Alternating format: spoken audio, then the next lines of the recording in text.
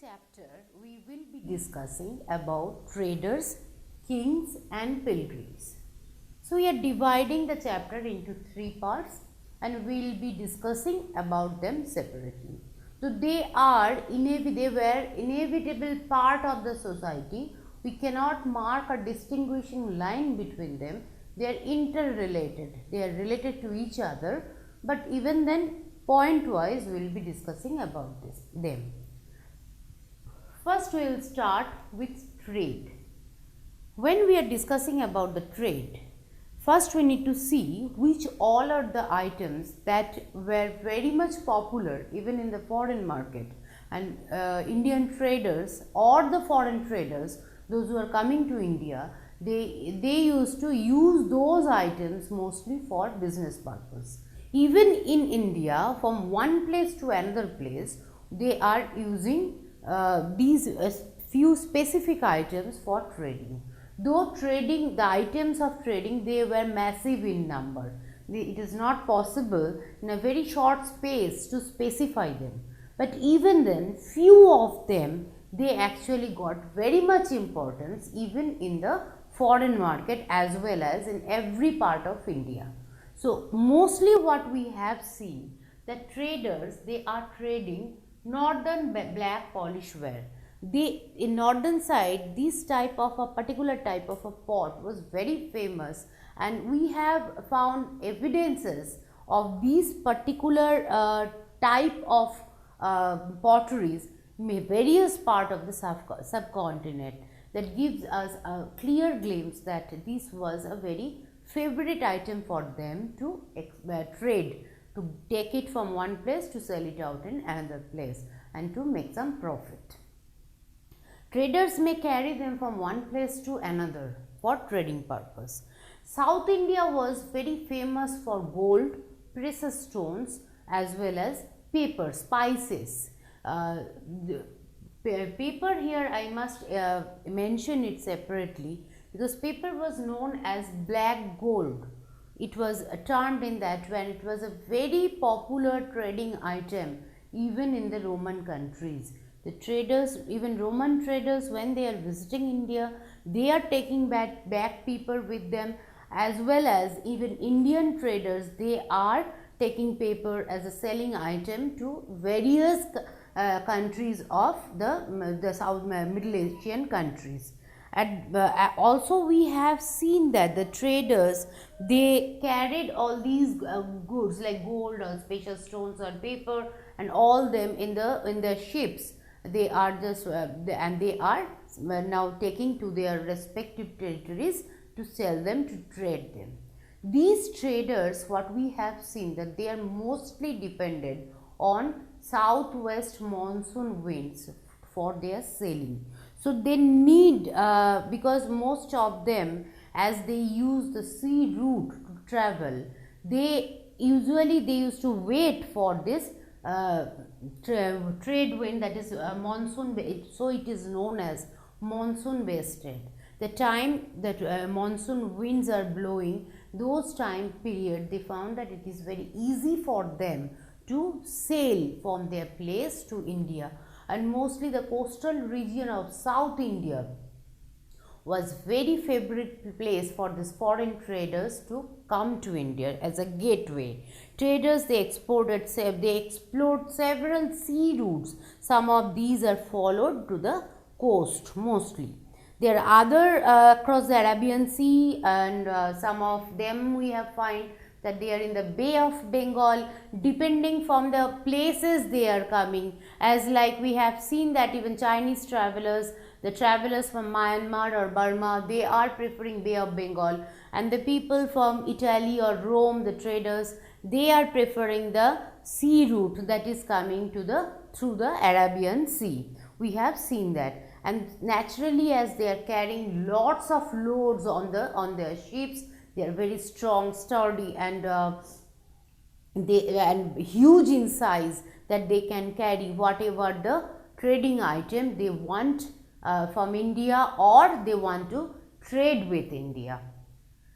This is we will discuss about Silk Route after we get a glimpse on the kings and the kingdoms, because it is very much related with the kingdoms.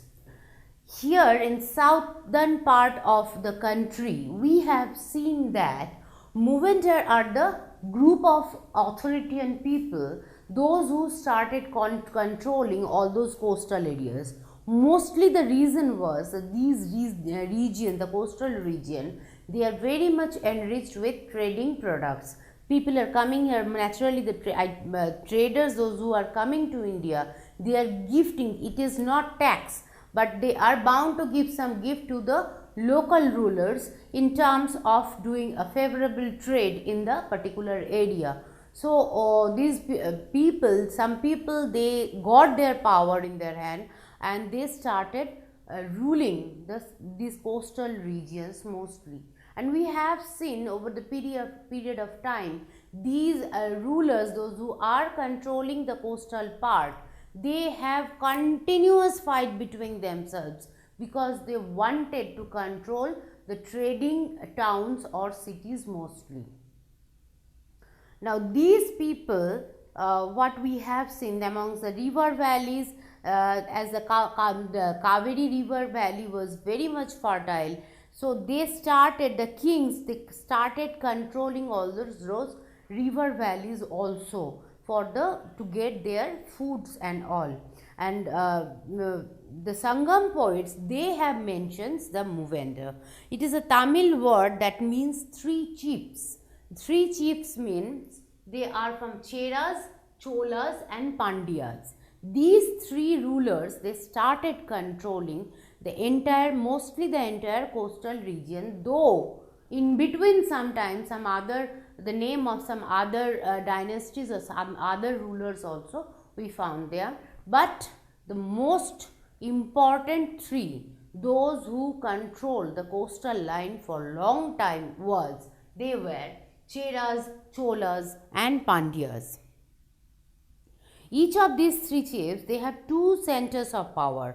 One is inland and another one is in the coast. So from one center they are controlling their own territory, but they have a close knit control on the coastal areas also. So very important, there were mainly 6 cities, but the very important one was Puhar and Madurai.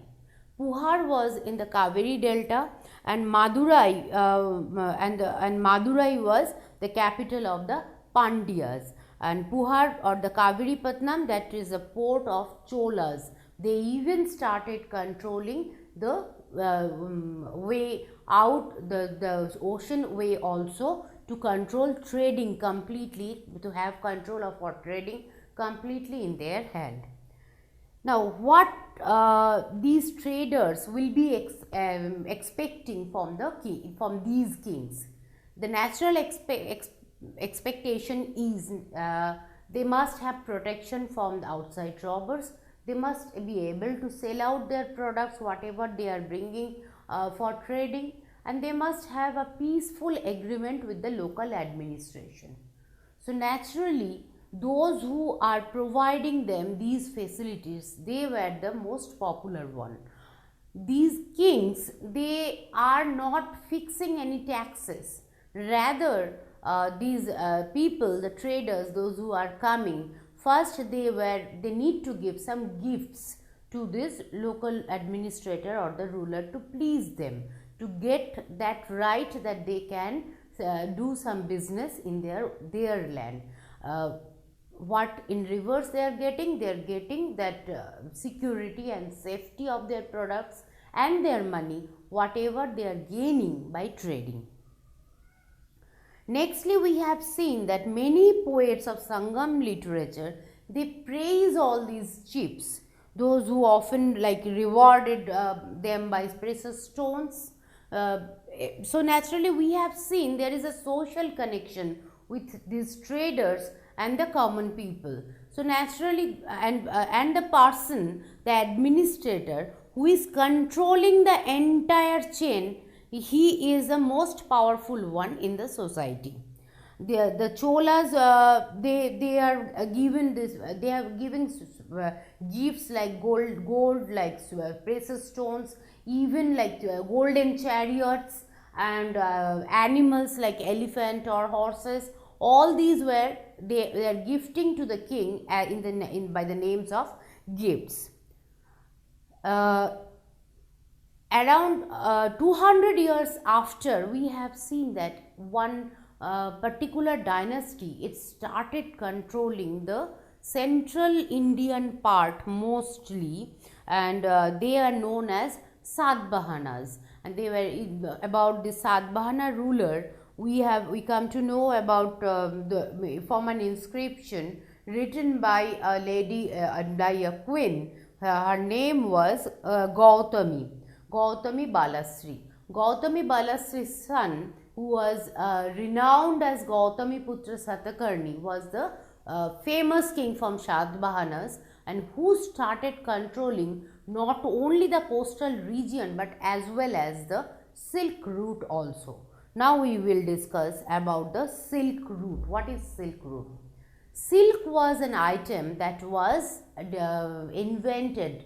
First it was discovered by Chinese people, and then they invented many of the ways to make silk material, silk sarees and all, and they started selling it out in the other market at a very high cost. Now Chinese was the first one who knew how to prepare silk items, and they never shared it with rest of the world for a very long time. So naturally, to get silk, the only way was to get it from China, from the Chinese people. But silk was very popular even in India and other countries like Roman. Roman people, they started considering silk as a fashion item, as a way that like very high class people, or the people those who are from the higher part of the society, the rich people, they choose silk to show their glamour and all. And naturally silk was a very expensive one, and they were very much in need for this silk item. Now these Chinese people, they followed mostly two ways as the silk route, one inland and one is using the southern part of India, the coastal line. Naturally, the kings, the local rulers, they started controlling both the ways. Those who are the silk traders, they are passing, because these traders, while going, they are carrying a very precious item, that is silk, and while going back to their own country, they are carrying lots of money. To save their product as well as save their earning, these traders, they need some protection from the robbers. So these local kings, the local authorities, they started giving them that protection by terms of gaining some taxes, some money from them. That this is the route for which is passes through my region. So when you are passing this, you are safe. You can travel safely by giving this tax or this toll tax like that. So they started taking this money, in terms of providing safety and security to the traders. So naturally, the rulers, every rulers, they try to control the maximum part of the silk route to gain more money. They provide, so they were continuous in war for that reason, but that was the way they started control. That was the need, their need also, as well as they are fulfilling the need of the traders also to control, to complete their trading using the silk route. Not only the traders but other people, those who also they are passing through using this silk route, as it was a renowned one, and the traders are always using this route. They were some of the Buddhist pilgrims and other scholars. They also started using this silk route for their own purposes. Now some of these rulers of South India, though they started controlling some of the parts of the Silk Route, the most famous one was Kushanas, Kanishka. He controlled the maximum part of the inland Silk Route, mostly in the northwestern side of India. And that was the way he also gained a lot from the Silk Route traders. The route in center that is going through Central Asia, almost 2000 years back, this is the time period of Kanishka when he completely controlled this entire area, and he is in turn he has given safety and security, but he got a good taxes from the people, those who are using this route. The two major center was Peshawar and Mathura, and Taxila also included in their kingdom later on. In this time when they ruled this area, we have seen that a branch of Silk Route that extended down at the mouth of river Indus, and from where silk was shipped to the western side. So they need to cross Indus river and to reach the western part of the world. This was they were amongst the our earliest rulers. In that way we have seen the Kushanas, that those who issued gold coins. So we can see that they earned that much. The prosperity of the kingdom was so much, they were able to even issue gold coins. Using Silk Route, the Buddhism also spread from India to outside. We have seen in this time period that many Chinese pilgrims, they came to India. Now we are seeing the connection of all these pilgrims. The main point is spread of Buddhism. These Chinese people, those who accepted Buddhism, now they need to know about Buddha well, and for that they need to travel to India. And as these people, they usually travel alone, they cannot take that risk to travel that entire way from China to India alone. They used to take help of the traders. With the trading community, many people were how they are traveling. Usually these pilgrims also, they used to accompany them to come to a place. The famous, we can see that at the time of Kushanas, Kanishka was a famous ruler who actually helped a lot to spread Buddhism, not only in India, even outside India also. It was his time when the third Buddhist council that happened in Kashmir, and this was the time when Buddhism divided into two parts. One is Hinayana and one is Mahayana. This was the time, as a supporter of Buddhism, Mahayana Buddhism, he started supporting making of different types of idols or statues of Buddha, and those statues again it went outside of India through these people, those who are coming here for pilgrims. One renowned monk was, as Kanishka was converted to Buddhism, a renowned Buddhist monk was his court poet. His name was Ashwaghosh, who has written Buddha Charita. So we can find many information even about this time period from this write-up. Buddhist scholars, they started writing in Sanskrit, using Sanskrit. Now, a new form of Buddhism, that is Mahayana Buddhism, that formed at this point of time, where first they thought as Buddha was someone who is just their teacher, who is teaching them how to live their life better and how to attain moksha or nirvana. This is the time period when they started praying to Buddha as a god. So they started making idols of Buddha, and that's the way they started praying to Buddha. The second change what we have seen, that is a belief in Bodhisattva. Bodhisattva, again, that is a Jataka stories, that is he has his earlier incarnation when he taught us how to live, how to gain betterment in our life. Now, in this incarnation was sometimes as a human being, sometimes it was as some in the form of some animals also. But this idea of bodhisattva, that also was gained in the community of Mahayana, and many different stories of bodhisattva we find in this period of time. Buddhism also spread in western and southern India, where dozens of caves were hollowed, because you know that stupas and monasteries was needed for the people, those who accepted Buddhism, for the Buddhist monk to stay there.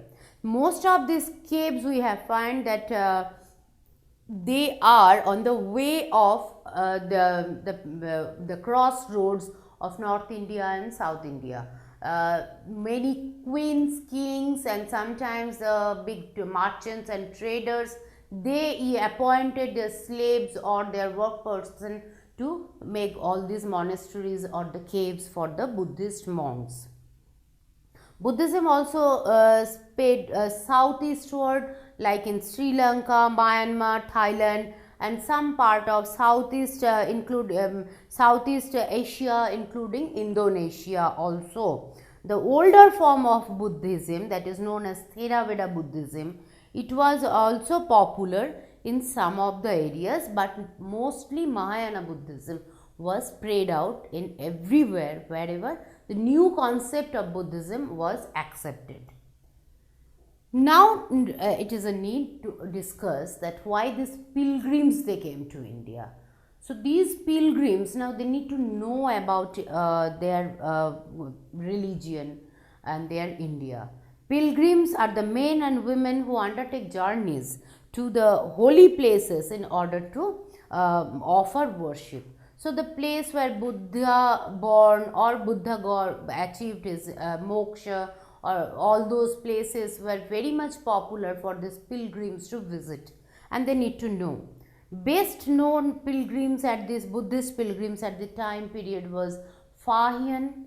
Then we have who came to the subcontinent about 1600 years ago. We have seen the Xuanzang who came about 1400 years ago, and I Qing who came 50 years after the Zhuangguang, and they visited places, many places that is associated to Buddha's life. Now these pilgrims, they started writing their experience, sharing their experience, whatever they have seen, whatever they have learned in India, how they found the places while they are traveling, how was their travel, everything they started writing down. So that this traveler's account or travel good, they also act as a very important source of information for us to build history. The countries they wrote down about all the countries they visited, all the places they visited. As Zhuangzang, who took the land route to back to China, while going back he carried lots of gold, silver, and Buddha statues, and many of the books Buddhist about the Buddhist religion that was written in India. While going back, though the over 50 manuscript that was capsized when he was crossing Indus river, then after going back to even then he carried a lot of books with him. So after he reached in his place, the rest of his life he spent translating the books he carried from Sanskrit to Chinese. The next part we have seen that Fahian, when he took the way through Bay of Bengal. Now while he was going, at that time there was a huge turmoil on the sea. There was a very hard, barely they can travel for 2 days. That time they caught in a storm. Now all the traders, even they started throwing out all the belongings, all the trading items, whatever maybe they are carrying, in order to lighten the weight of the ship. But Fahian, even in this way also, he have never gave up the Buddhist the statue he was carrying of Buddha, his god, as well as the books he was carrying with him. He never gave up them, and he anyway after that the problem, rather he thrown everything, whatever his own belongings, but related to Buddhism, everything he carried with him. Again, when he reached in the other part of Indonesia, he has to wait for almost 6 months to get some good group of traders, along with whom he went back to his country, China. Nalanda was a unique center for learning at this point of time, Nalanda University. It is Nalanda University. Nalanda has many beautiful facts about what these pilgrims, even Yuan Zhang, at the later point of time, they wrote down. We came to know that Nalanda was a place where even the entry was restricted for common people. If someone is interested to get admission in Nalanda, they have to give some answers asked by the security personnel at the gate, the gatekeepers. If the students, they are able to satisfy those people by giving proper answers, then only they were allowed to enter in this university. And as per Yuan Zhang, that 8 out of 10 students, they were failed to answer.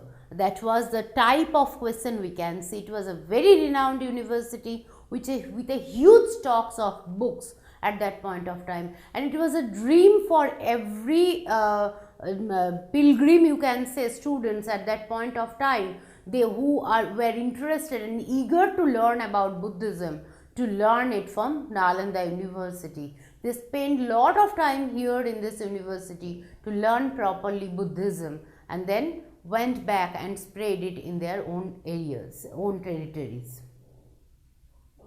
Even the others also, we have seen that they spent a long time, like Zhang, he also spent a long time period in Nalanda to learn about Buddhism.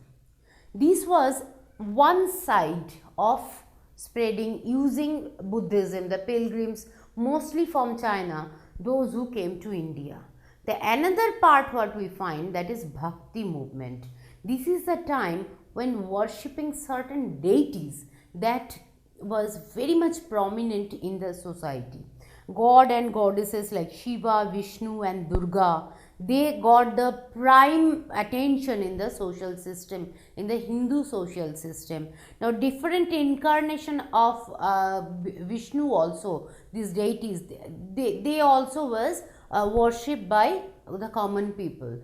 So some of the places were very much important for common people to visit as they wanted, as the pilgrims area. Like Mathura, we can take an example. Mathura was imagined as a place for Krishna.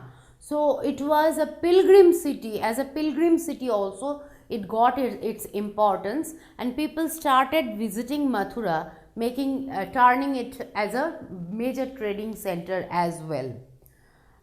Even in there was so-called low caste and high caste. They can follow anyone in the society.